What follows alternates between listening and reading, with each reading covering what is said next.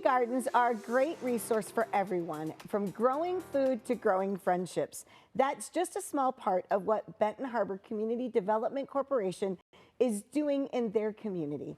Ashley and Brianca are here to explain. Good morning, ladies. Good morning. I'm so excited to have you here. Thank you for having us. So first of all, before we get into all of that, what is your role with is it community development?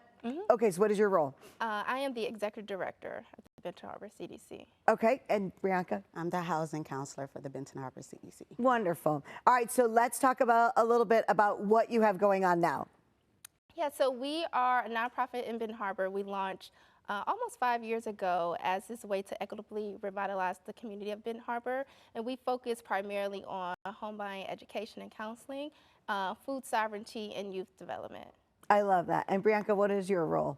As the housing counselor, we host a couple services that we provide to the community. One is our home buying education classes that we host monthly. We also have our financial literacy workshops, and we also have our one-on-one counseling that you can do as well. I love that.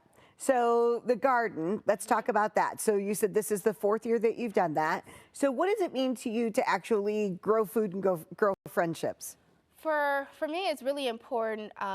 This project actually was kind of a call to action. When we first launched, we hosted an asset mapping project where we had community members join our team to go around the community to see what resources we already had and how we leverage those things to make our community better.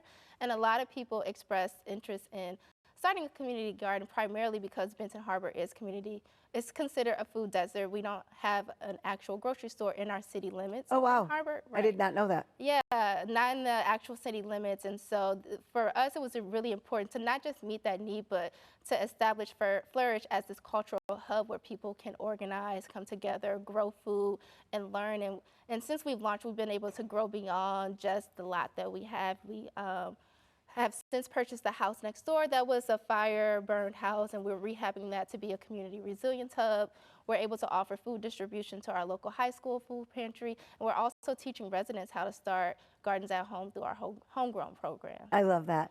So once we teach them how to garden, then we're going to teach them what to do when they get into a home. So tell me a little bit about that program. So for that program, we just want to make sure that we educate people and let them know how important home ownership really is. Also how obtainable home ownership really is as well.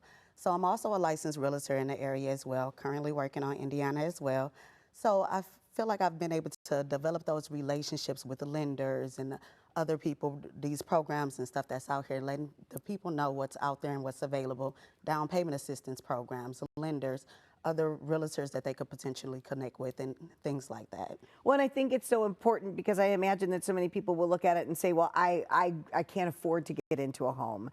They don't even know. I always say you don't know what you don't know. Exactly. Right? So these classes, then they really let people know, here's the things that you don't know, but we're going to show you how to do that. Exactly. Yeah, we've had people come to our class and not realize that they're a home buyer ready until they actually sit through the course and hear the information, and they realize, you know, we've been taught that it's this American dream and we think that it's not obtainable for us. And then you just, you know, when you actually have the education behind it, you realize that it's in closer reach than you think.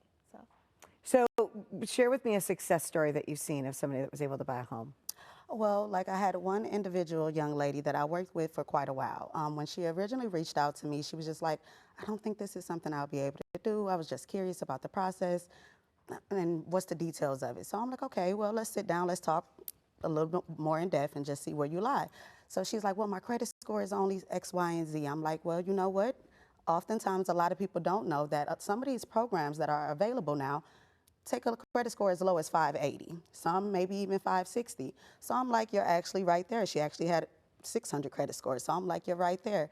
So being able to sit down with her and actually walk her through the process and actually go over everything with her, connect her to a lender who was able to tell her, yes, you're home buyer ready.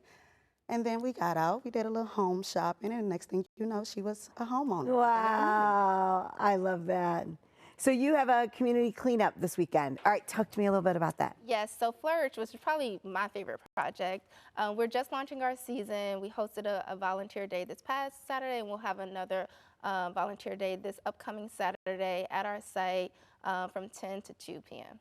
And so people just come out and they just come ready to work. Yep, absolutely. And so when you do the gardens, do people actually plant? Do you teach them how to plant them too? Yeah, so we recently did a workshop with Michigan State Extension Office called Veg Out, and it's a 5-week series where we start our seedlings inside, not just for Flourish, but people are able to take them home as well.